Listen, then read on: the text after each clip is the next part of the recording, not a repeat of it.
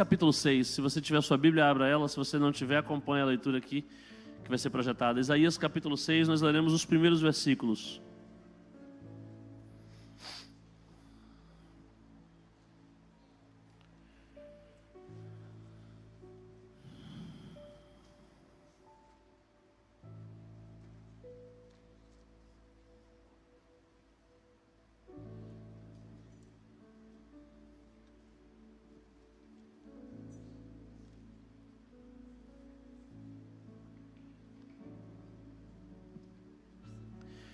Normal a gente ler isso aqui até o versículo 8, mas eu não vou cair na tentação de ler não, porque senão eu vou querer falar até o versículo 8.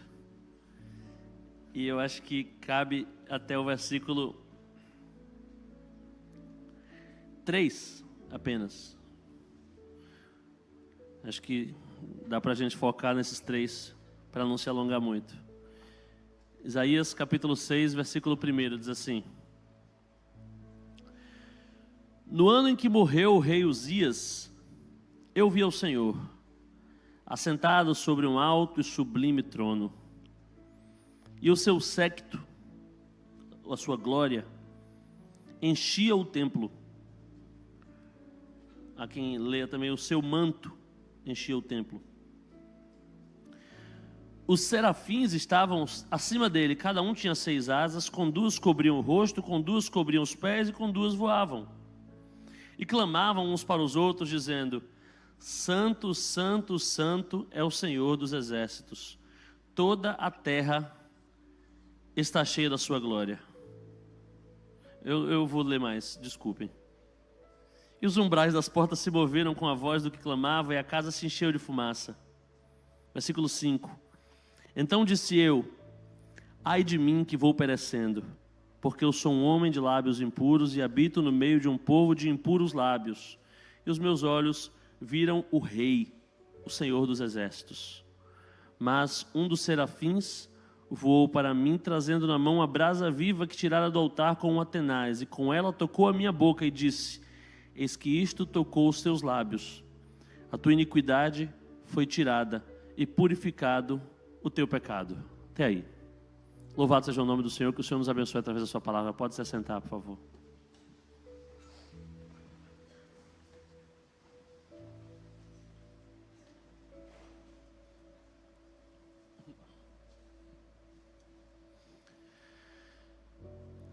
Eu ouvi uma vez uma frase de um cardeal português chamado José Tolentino Mendonça.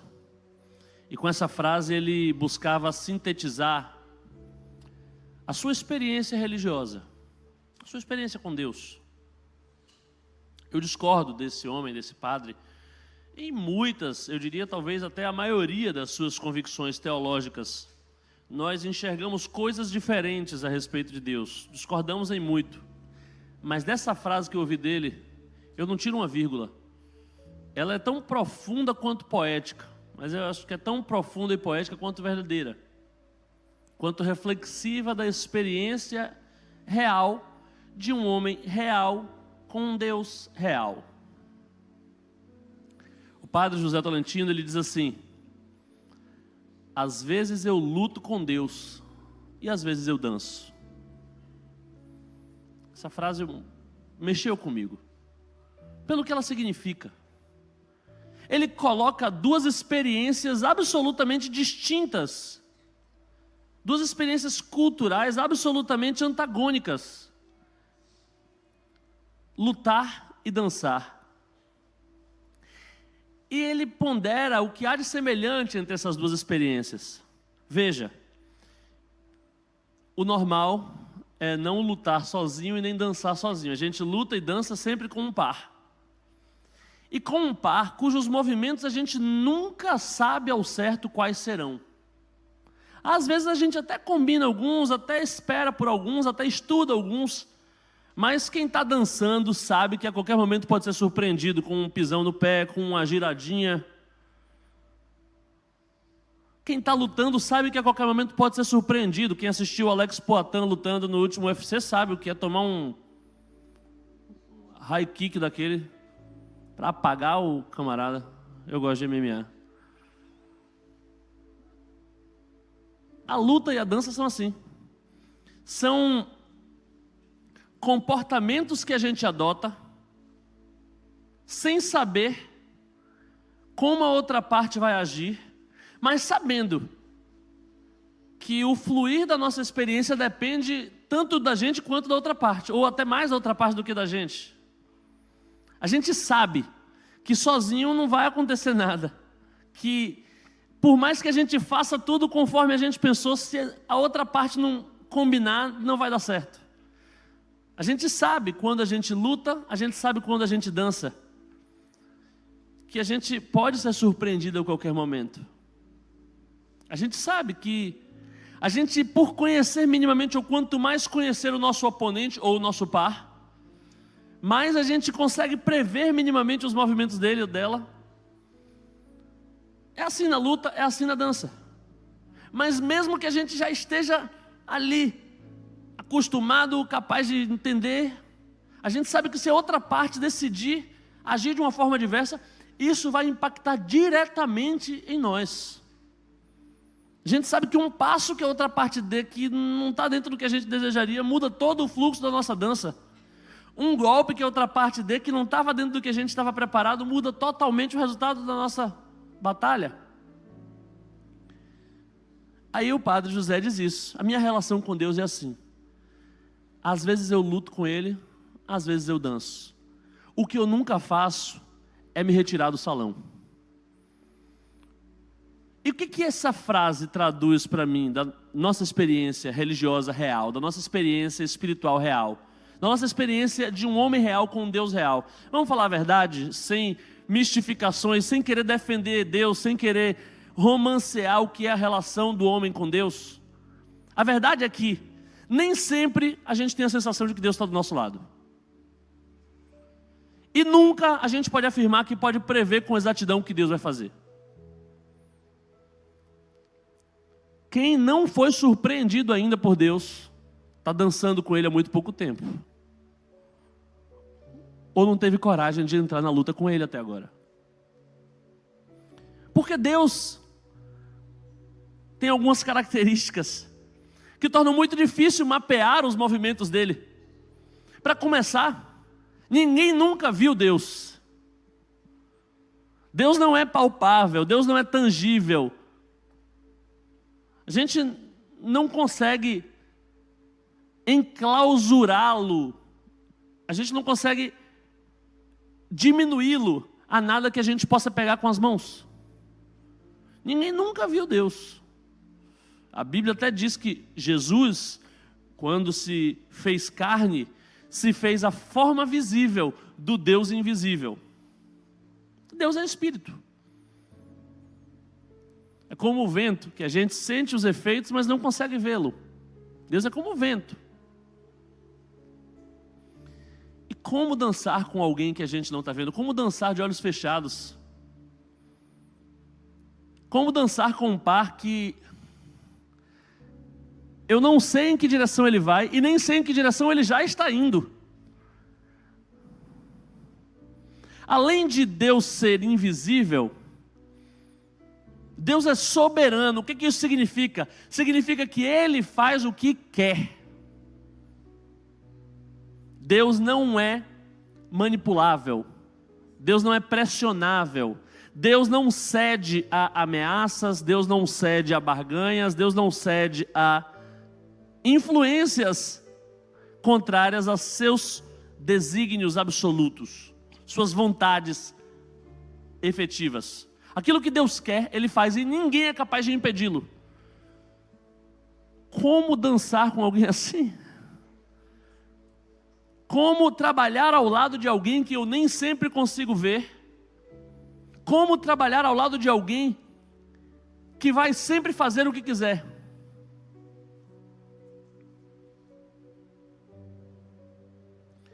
É por isso que, às vezes, meu trabalho junto com Deus não é exatamente uma dança, é uma luta. Às vezes, minha relação com Ele é uma relação conflituosa. Às vezes, se eu for sincero na hora de orar, minhas orações sairão mais ou menos como as do salmista que disse assim: desperta, Senhor, Por acaso não estás a ver aquilo que o mal tem feito conosco? Acorda, Senhor, vem trabalhar pelo teu povo. Ou a gente vai fazer como o profeta que diz: Senhor, acaso te esqueceste do teu povo e permitiste que teu povo perecesse? Ou outro que diz assim: Senhor, o Senhor não está vendo o que está acontecendo nesse mundo? O Senhor por acaso é tão puro de olhos que não pode ver o mal? Não consegue contemplar a injustiça? É isso que está acontecendo? Em outras palavras, o Senhor é cego? Essas são orações sinceras, estão todas na Bíblia. Porque às vezes, um crente real, que se relaciona com um Deus real, ele luta com esse Deus. Ele tem a sensação de que os movimentos desse Deus podem prejudicá-lo em algo. Ele pensa assim: Senhor, isso que o Senhor está fazendo, pelo amor de Deus, não tire essa pessoa da minha vida.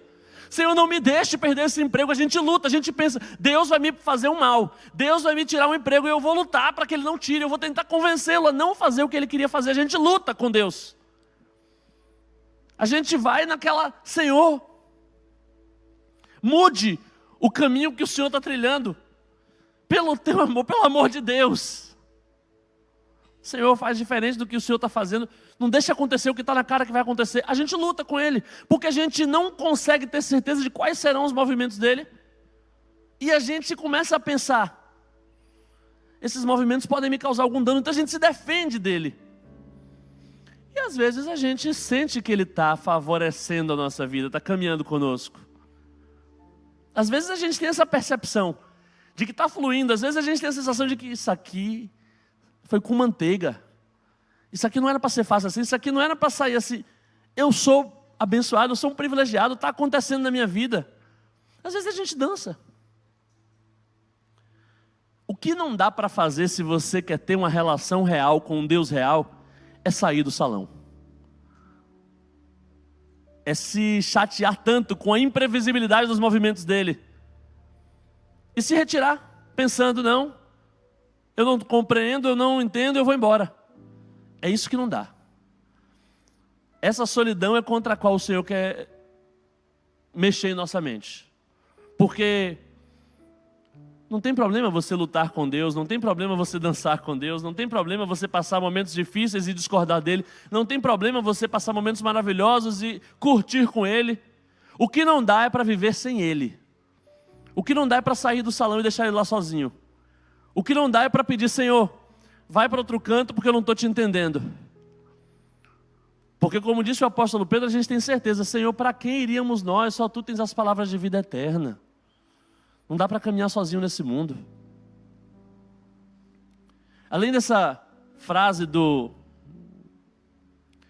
padre português, esse texto me fez lembrar também de uma coisa que eu aprendi na faculdade, de uma forma bem complexa. Eu vou tentar resumir bastante. A frase era mais ou menos a seguinte. Essa frase é atribuída a Martin Heidegger, um filósofo alemão do século XX. A frase é mais ou menos assim: nós só somos capazes de enxergar aquilo que já havíamos entendido antes. O que isso quer dizer basicamente? Não é que a gente primeiro vê para depois entender. Não, a gente primeiro entende para só depois ver. É assim que funciona o processo compreensivo real da mente humana. Vou te dar um exemplo. O que é que vocês estão vendo aqui? Quando você olha para lá, o que é que você está vendo? Provavelmente a maioria de vocês está vendo uma caixa preta ou um pano preto. Mas talvez, se a gente perguntar aos meninos do som, eles vão dizer que estão vendo uma caixa de som com tais e tais características, coberta de tal forma para evitar um ruído de tal natureza.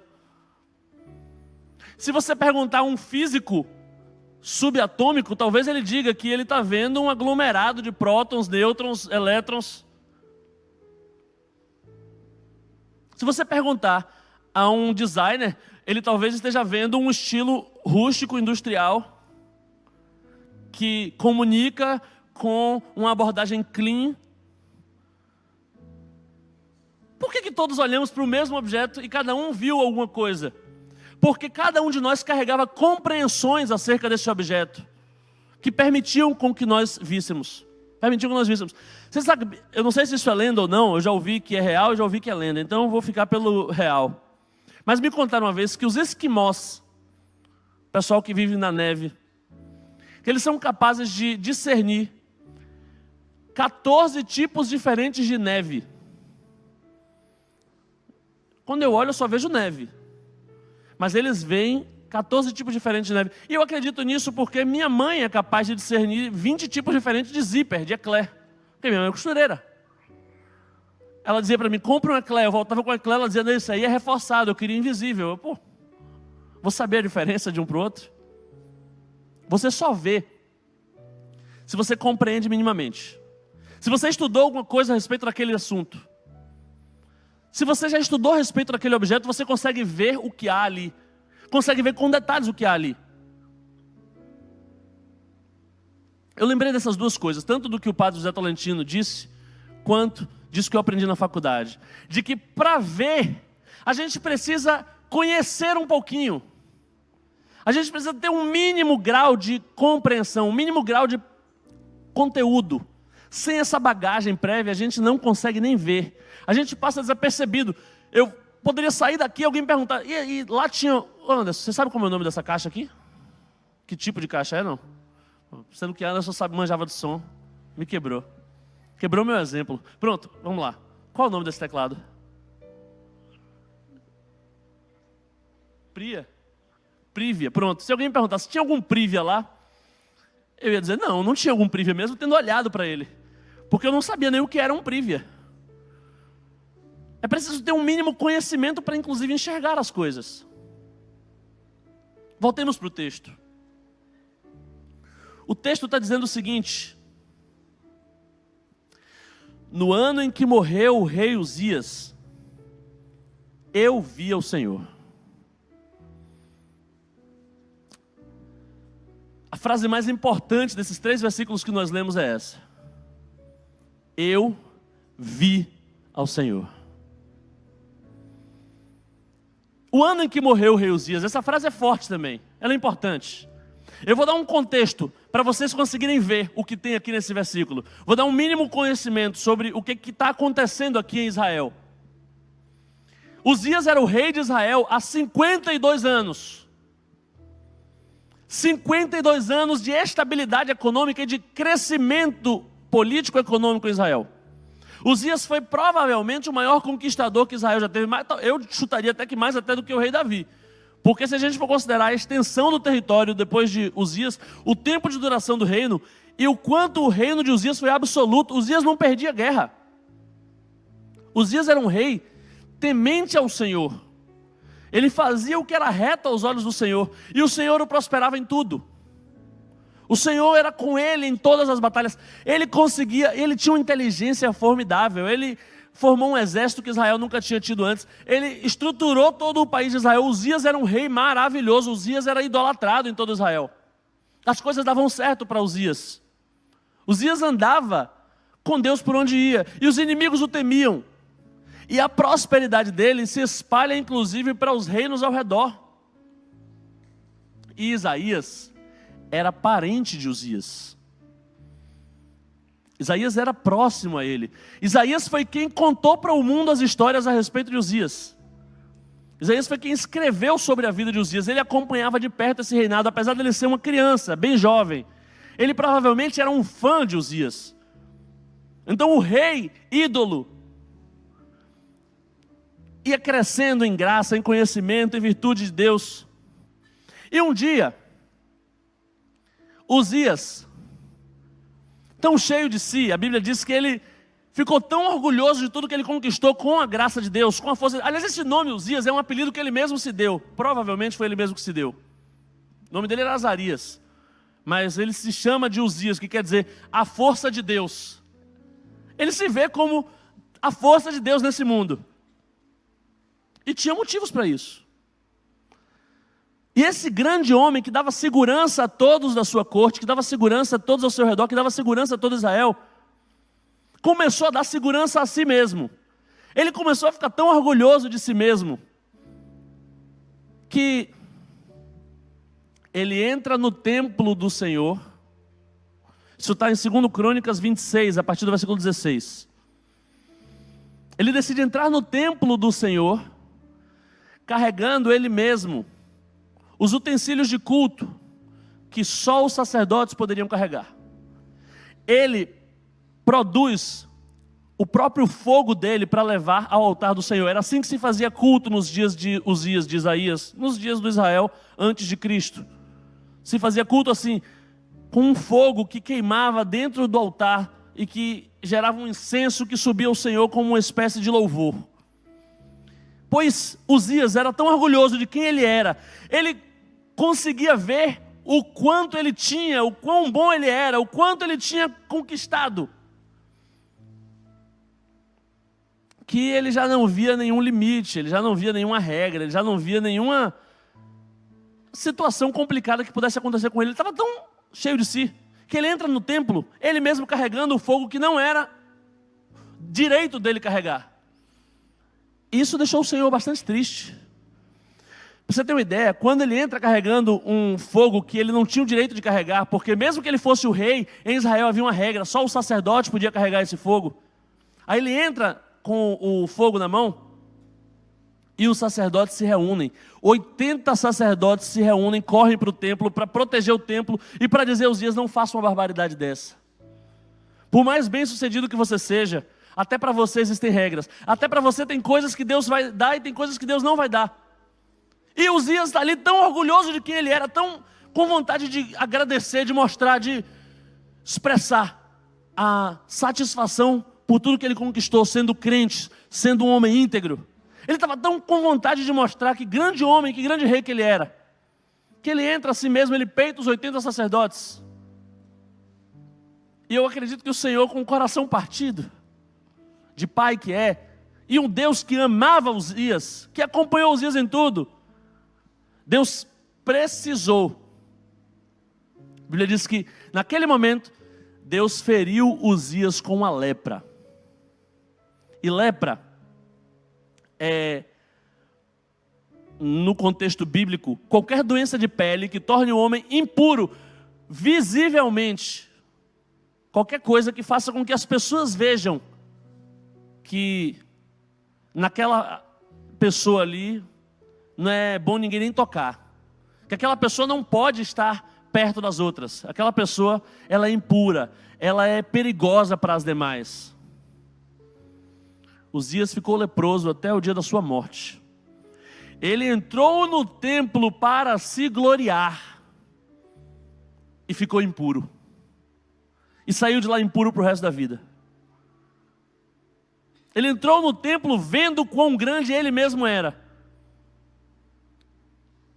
e ficou impuro para o resto da vida, até que morreu. Pois nesse ano, no ano em que Uzias morreu, eu imagino a desolação que não havia em Israel, o luto de um povo que perdeu o rei dos últimos 52 anos. Não tinha ali ninguém vivo que sabia o que era Israel antes de Uzias, só os mais idosos.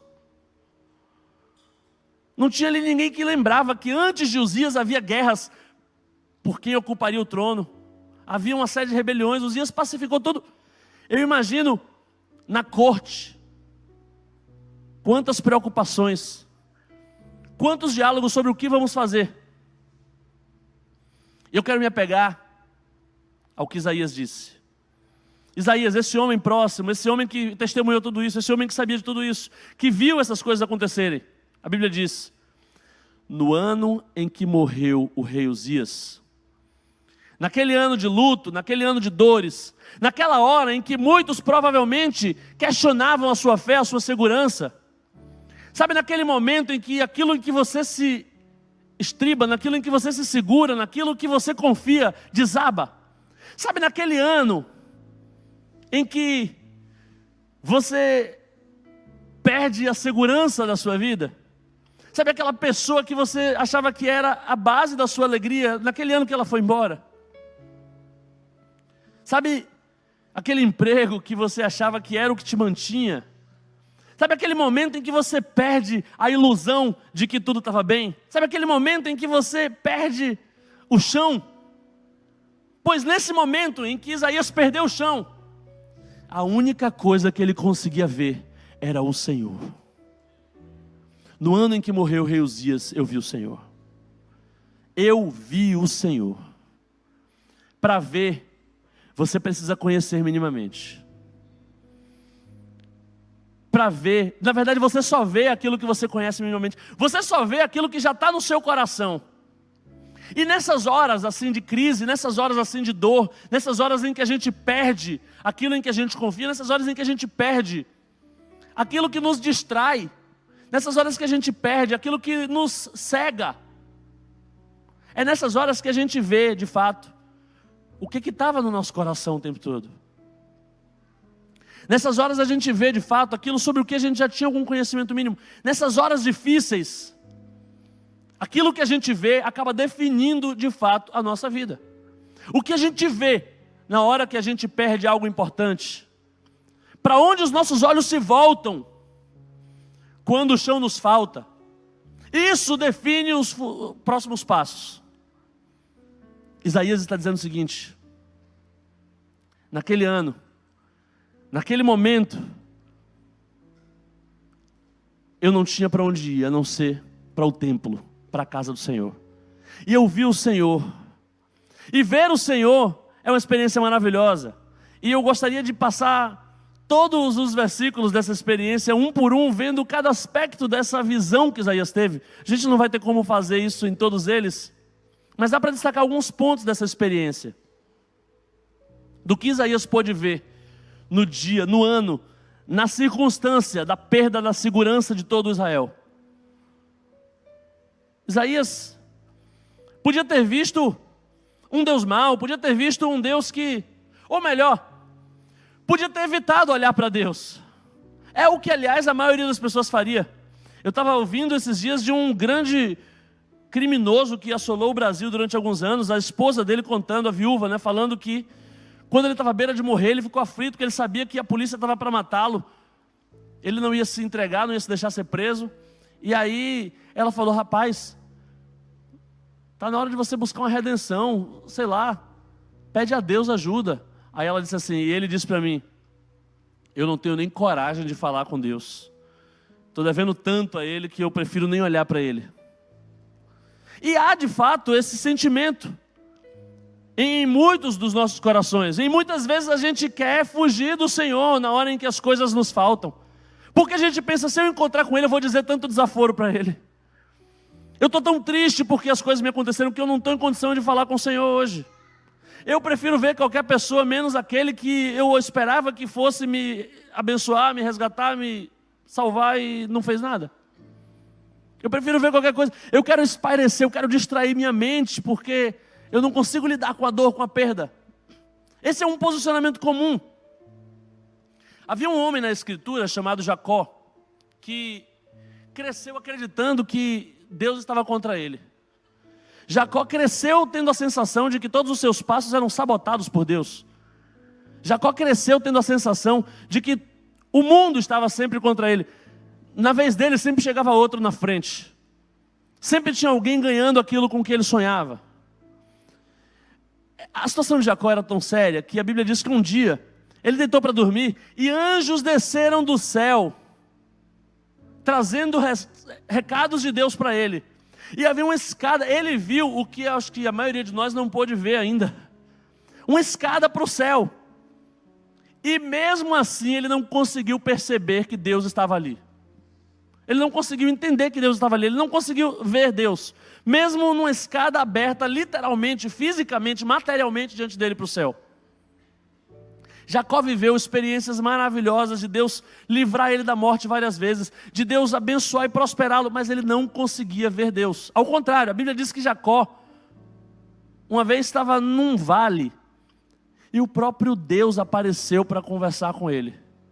E ele, quando olhou, pensou: eis aí um inimigo que vai querer me matar, e eu vou ter que matar também, caso eu queira sobreviver. Eis aí um inimigo, hoje eu vou lutar com essa pessoa que está aqui.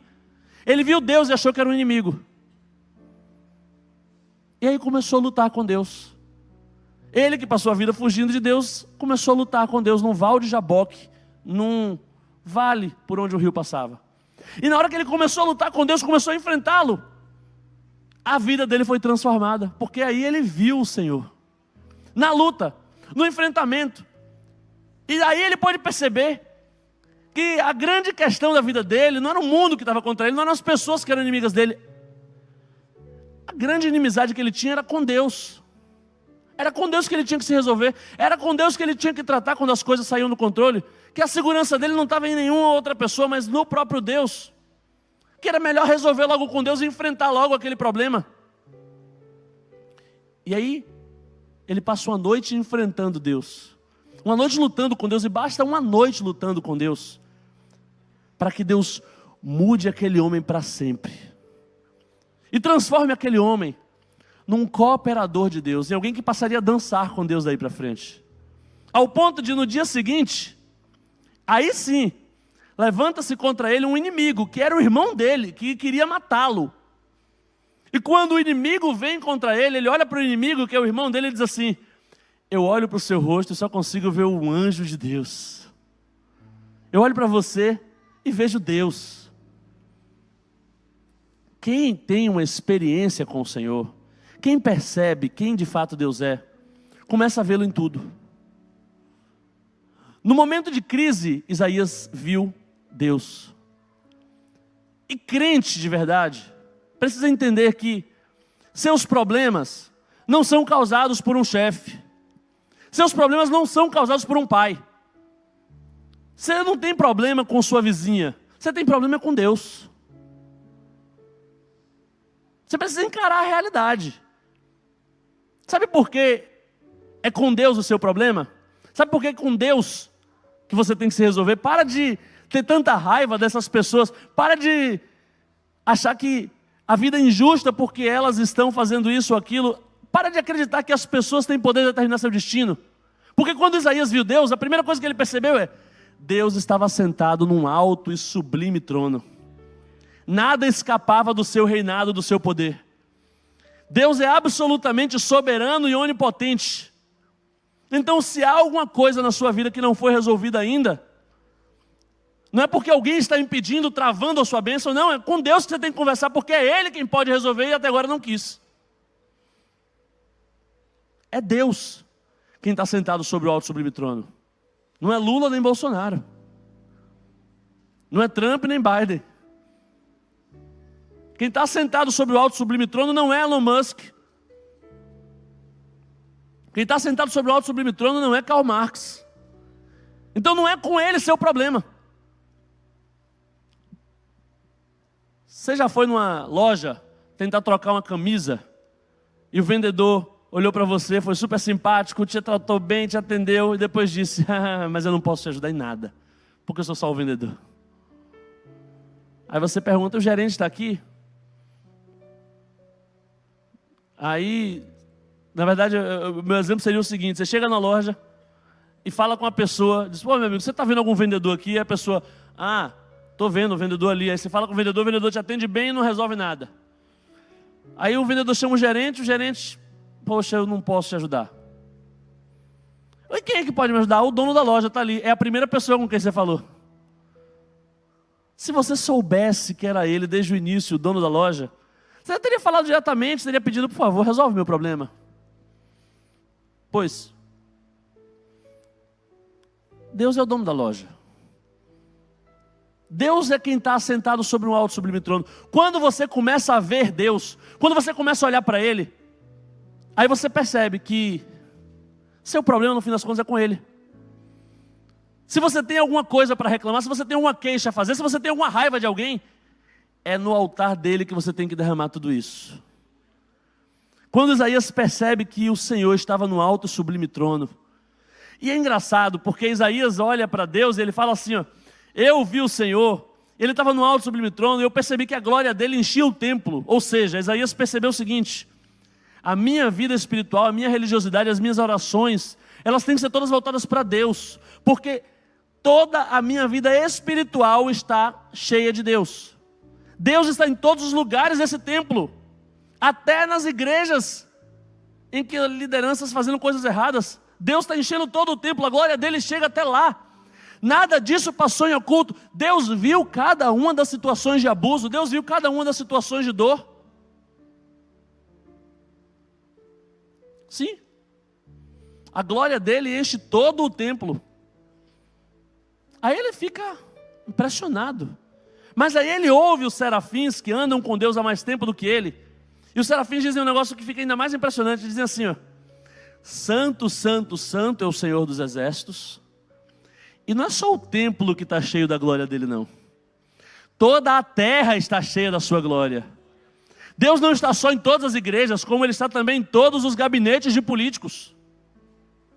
Está em todas as salas de desembargadores. Está em todas as cabines do VAR.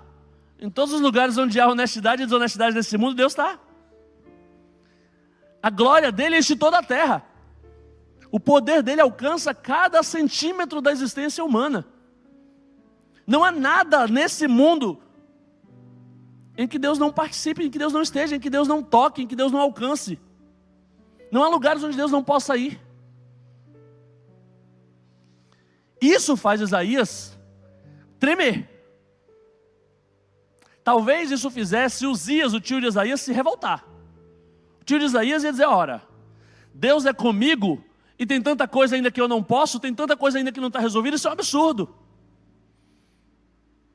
Porque Uzias foi assim. Uzias, quando entrou no templo, ele fica revoltado em saber que tem coisa que ele, o rei que conquistou tudo, ainda não pode fazer. Como assim? Se Deus é comigo, se Deus é todo poderoso, por que eu não posso acender o fogo daqui do templo? E a resposta era simples: não é da sua conta. Se Deus disse que não é para você, não é para você, aceite e pronto.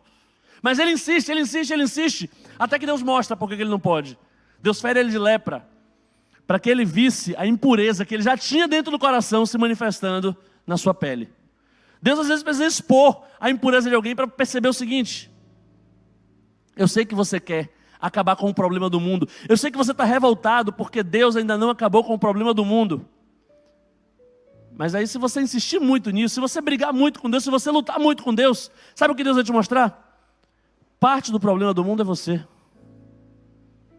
Sabe por que Deus não acaba com todo o mal do mundo? Porque se Ele fizesse isso, Ele acabava com você. Acabava comigo.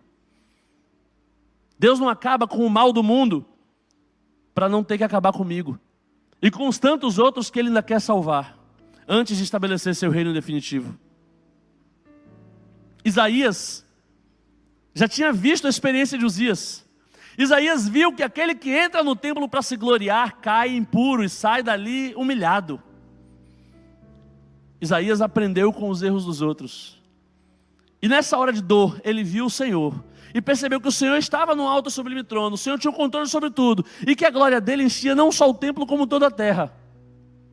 Diante disso, o que ele fala? Ele fala: Senhor, tem misericórdia de mim, porque eu não passo de um pecador. Se o Senhor está nos gabinetes de Elon Musk, de Lula, de Bolsonaro, se o Senhor sabe o que esses homens fazem, o Senhor sabe o que eu faço. Se a sua glória enche toda a terra, a sua glória enche também o meu quarto. A sua glória também enche o meu coração. Se o Senhor está em todo lugar, então todas as minhas maldades estão diante de ti. Ai de mim, porque pelo visto eu vou morrer agora. Ai de mim, porque se o Senhor é capaz de acabar com o mal do mundo, o Senhor é capaz de acabar comigo. Nessa hora que Isaías cai em si dizendo isso, aí é que a virada começa. Porque nessa hora que o Senhor deixa claro que Isaías, aquele que se engrandece diante do Senhor será humilhado, mas aquele que se humilha diante do Senhor, esse achará misericórdia. Porque Deus, Ele rejeita os soberbos, mas dá graça aos humildes. Há duas formas de entrar no templo. Eu já vou encerrar, queria até lhe pedir que ficasse de pé. Ela deixa para os nossos irmãos subirem aqui para a gente se preparar para cantar mais um louvor.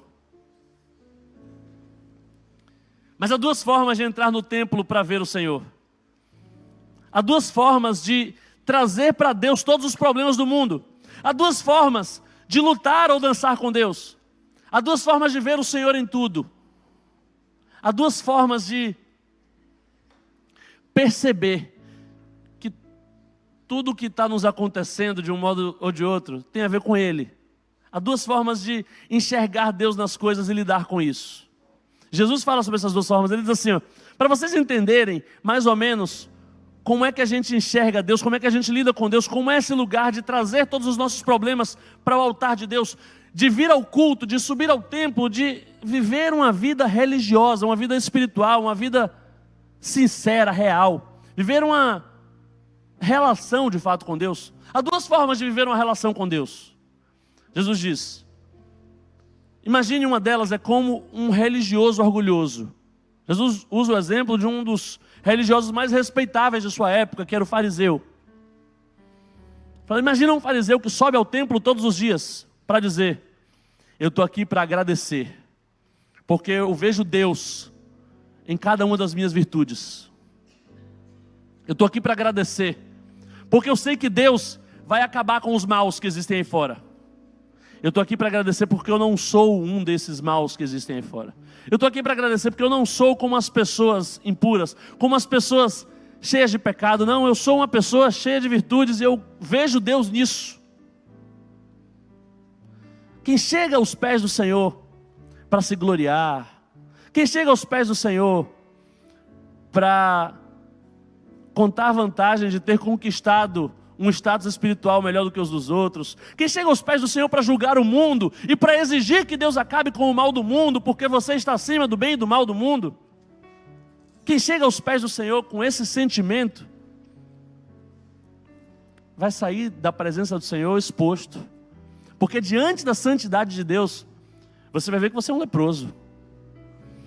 Diante da santidade de Deus, comparados a Deus, nenhum de nós tem o direito de levantar sequer uma voz de contestação a Ele. Quando a gente se depara com Deus, quando a gente chega perto dEle, quando a gente olha para Ele, quando a gente luta com Ele, a gente percebe quão grande Ele é e quão pequenos nós somos. Então quem chega aos pés do Senhor para pedir que Deus mate os maus, pode ter uma terrível surpresa. Quem chega aos pés do Senhor com essa sede de, a gente chama isso de sede de justiça, mas é uma arrogância de quem acha que sabe melhor do que Deus como Ele deveria conduzir as questões dele. Jesus diz, quem chega assim, sai do jeito que entrou. Mas há uma outra forma de chegar diante de Deus, que é batendo no peito e dizendo, Senhor, tem misericórdia de mim, porque eu não passo de um pecador. Senhor, ai de mim, porque eu agora vejo o Senhor.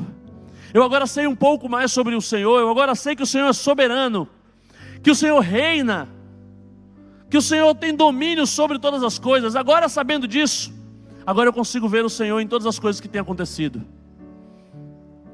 Eu quero que a gente saia daqui hoje sabendo que Deus está se revelando sim no meio das crises pelas quais você tem passado. E agora, sabendo que Ele tem poder para reverter suas crises, eu espero que você seja capaz de vê-lo nelas. E vê-lo para perguntar, Senhor, se o Senhor pode mudar isso aqui e ainda não mudou, o que está faltando? O que o Senhor está fazendo em mim? Se o Senhor deixou que isso acontecesse, Senhor, o que o Senhor espera de mim? Em vez de ficar dizendo, Senhor, reverte essa situação, não deixa fulano fazer isso comigo, a pergunta é, Senhor, o que o Senhor espera de mim em resposta a isso que fulano me tem feito? Senhor, agora eu estou te vendo, eu sei que a minha briga não é contra ninguém, a minha briga é com o Senhor. Eu não quero mais brigar, Senhor. Vamos dançar. Vamos dançar, vamos fazer passos sincronizados. Já que o Senhor está agindo de uma forma que eu não estou compreendendo, me explica para que eu possa te ver também no que o Senhor está fazendo. Senhor, eu quero te ver nas suas obras, eu quero te ver em cada uma das suas realizações. E se o Senhor é soberano, se o Senhor é onipotente, eu agora vou te ver em tudo. Tudo é Deus agindo e falando comigo. No ano em que morreu o rei Uzias, disse Isaías, eu vi foi o Senhor. Eu não vi a morte levar aquele que eu amava. Eu não vi os homens lutarem contra o que o Senhor escolheu. Não, eu vi foi o Senhor. Quando Jesus foi crucificado, a Bíblia diz que o sepultaram logo ali próximo do lugar onde o sangue dele verteu. E o apóstolo João escreve assim, e puseram-no num sepulcro dentro de uma pedra, mas ao lado nascia um jardim. Que sensibilidade de ver um jardim no meio da morte de um amigo. Que sensibilidade de ver que, mesmo onde os homens fazem morte, Deus continua fazendo brotar a vida. Que sensibilidade de ver o Senhor, mesmo no ano em que morre alguém a quem você ama. O Senhor te trouxe aqui hoje, para que você traga aos pés dEle cada uma das suas dores, cada uma das suas lutas, cada uma das suas revoltas. E daqui para frente você comece a ver o Senhor em meio a isso tudo. E perceba que Ele está sentado no alto sublime trono. Peça misericórdia. Peça, Senhor, não me deixe perecer mesmo eu sendo impuro. Senhor, me toca para que eu saia desse lugar pronto a ser um agente de mudança. Essa conversa de Isaías com Deus termina com Deus dizendo: a quem eu enviarei? Isaías dizendo: eis-me aqui, envia-me a mim. O Senhor pode corrigir qualquer coisa que há de errado nesse mundo, e eu quero ser o agente da sua correção, Senhor. Feche seus olhos, olhe ao Senhor. Peça para que o Senhor se mostre no meio dessa dor, no meio dessa crise, no meio desse ano em que morreu o rei Uzias. Porque o que a gente precisa é ver o Senhor. É ver o Senhor para saber que o nosso problema é com Ele, que o que vai resolver é a oração aos pés dEle, que o caminho é rendição a Ele, é submissão ao Senhor, é entrega, é eis-me aqui, Senhor, tem misericórdia de mim. Eu não sei porque certas coisas não são para mim, eu não sei porque certas coisas não me foram permitidas, eu não sei porque certas coisas são do jeito que são, mas o Senhor que fez os céus e a terra, o Senhor que fez todas as coisas, se revela por meio de tudo que fez. Eu te vejo, Senhor, no céu dos céus. Eu te vejo, Senhor, nas águas. Eu te vejo, Senhor, na terra. Eu te vejo, Senhor, nos luminares. Eu te vejo, Senhor, em cada uma das enfermidades pelas quais o Senhor me permitiu passar. Eu te vejo, Senhor, nos diagnósticos que o Senhor poderia ter revertido e não reverteu. Eu te vejo, Senhor, nas portas que o Senhor não abriu. Eu te vejo, Senhor, em tudo isso. E quando eu te vejo, eu vejo que o Senhor continua sentado no alto e sublime trono. Só me resta dizer glória a Deus, porque a sua glória, Senhor, enche todo o templo, enche toda a terra. Senhor, nós oramos para pedir que a tua glória encha a terra, ou melhor, porque a tua glória já enche a terra, só que a gente não consegue ver, porque nos falta conhecimento a respeito da tua glória. A gente só consegue ver o que a gente conhece. E eu queria te pedir, Senhor, que o conhecimento da tua glória encha a terra como as águas enchem o mar. Senhor, usa-nos para que a tua glória seja conhecida em lugares onde o Senhor ainda não tem sido visto, porque falta conhecimento ao teu povo. Senhor, faz-nos te ver, faz-nos te perceber em qualquer situação, e que a gente pare de bater cabeça tentando resolver os problemas com quem não é o dono, tentando resolver os problemas e enfrentando pessoas que não têm o poder que o Senhor tem. Senhor, dá-nos o conhecimento que tinha Cristo, que diante do governador daquela área, ele preso, o governador querendo conversar com ele, o governador diz: você sabe que eu tenho poder para te prender e te soltar? E Cristo olha para ele e diz: eu vejo é Deus, e Deus é quem te deu o poder para prender ou para soltar, então a minha conversa é com Ele. Que seja assim o nosso coração, Senhor, que antes de despachar com qualquer servidor público, a gente converse com o Senhor, que antes de pedir um aumento para o chefe, a gente converse com o Senhor, que antes de pedir conselho a quem quer que seja, a gente converse com o Senhor, que a gente aprenda a ver o Senhor acima de todas as coisas, que a gente saiba que quem pode resolver é o Senhor, e se não quiser resolver é porque é soberano, e que a gente se adapte a essa soberana vontade, que é boa, agradável e perfeita. Que a gente aprenda a lidar com o Senhor e não se afaste nunca, Senhor. Deus, que a gente tenha a coragem de Isaías, de voltar ao templo onde ele viu Uzias ser humilhado, mas aprendendo com os erros de Uzias, dizendo: eu não venho aqui para dizer ao Senhor como eu vou fazer o culto, eu venho aqui para dizer ao Senhor: eu sou impuro, tem misericórdia de mim.